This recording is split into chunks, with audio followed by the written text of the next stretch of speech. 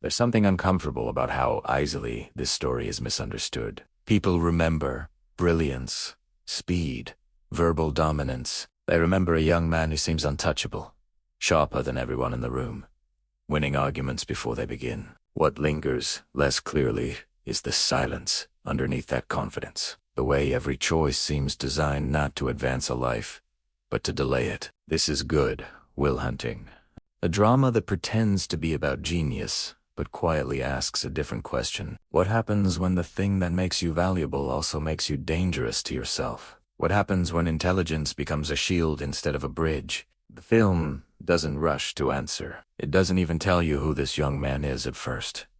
It simply lets him exist, working a job that keeps expectations low, surrounded by friends whose futures are predictable, almost comfortable in their limits. The setting feels grounded, ordinary.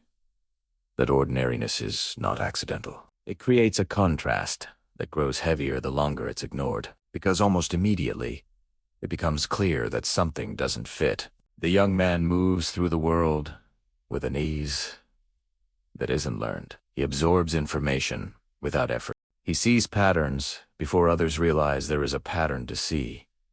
But he never claims this. He never introduces himself as exceptional. Instead, he stays quiet until challenged, and when challenged, he strikes with precision. Not to impress, to dominate, to end the conversation. That distinction matters. His intelligence doesn't come out as curiosity. It comes out as defense. As if every display of brilliance is also a warning. Don't come closer. Don't ask more. Don't expect anything. The story allows this contradiction to sit unresolved. His mind opens doors effortlessly, yet he refuses to walk through them. Opportunities appear almost by accident, and he treats them like traps. When authority figures recognize his potential, their excitement feels intrusive, even threatening. Not because he doubts his ability, but because ability demands responsibility, and responsibility demands risk. This is where the movie quietly turns. Because the external conflict isn't really about math problems or academic recognition. Those are just pressure points. The real tension comes from the fact that everyone else sees a future for him that requires movement, and he has built his entire life around standing still. He drinks with friends who expect nothing more from tomorrow than yesterday. He jokes, fights, and survives in familiar cycles. There is safety in that repetition, in sameness, in being one of many.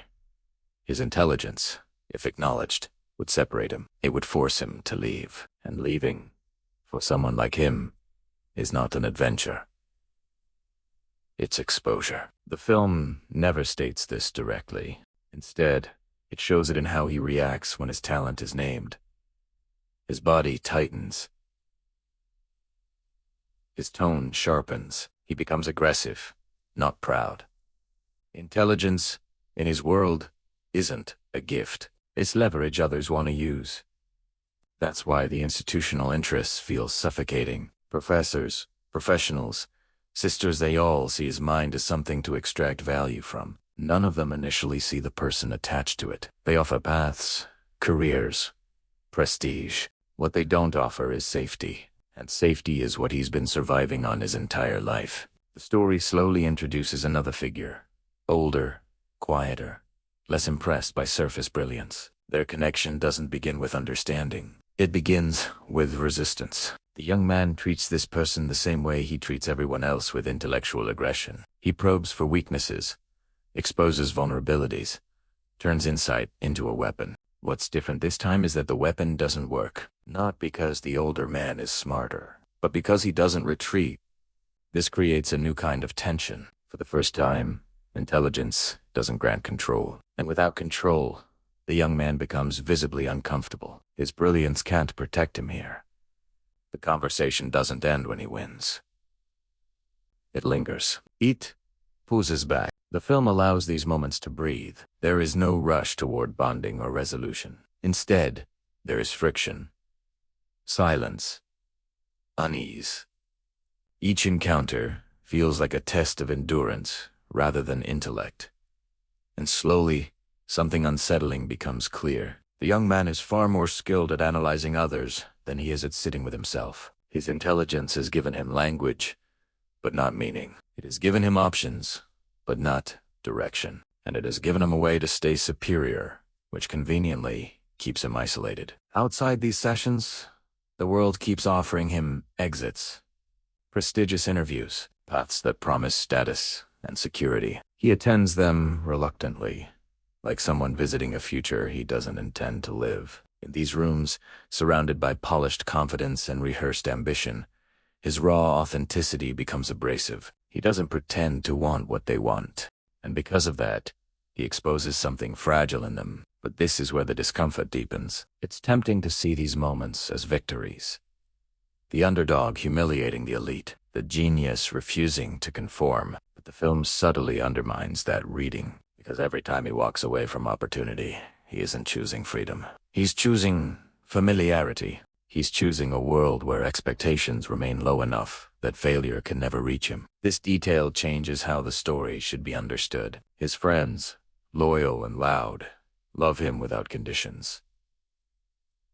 But even they begin to sense the imbalance. They live in a reality defined by physical labor and limited choices. He doesn't, and pretending otherwise creates a quiet resentment, not outwardly expressed, but deeply felt. One of them sees what the young man refuses to see. That staying is not loyalty. It's fear disguised as solidarity. Still, the young man resists movement. Every time the story edges closer to transformation, it pulls back. Every time vulnerability surfaces, he deflects with humor or hostility. The narrative keeps circling the same question without naming it. What would it mean for someone like him to try, not to succeed? Tutri, because trying introduces the possibility of loss, of being measured, of discovering that brilliance alone cannot carry a life. The film doesn't punish him for this avoidance. It observes Italiano calmly, patiently, letting the weight accumulate. Each scene adds another layer to the same truth. Intelligence has allowed him to outrun pain, but it has also kept him emotionally frozen. He is extraordinary in a way that has never been tested by commitment. And this is where the story pauses, not with an answer, but with pressure building quietly beneath the surface.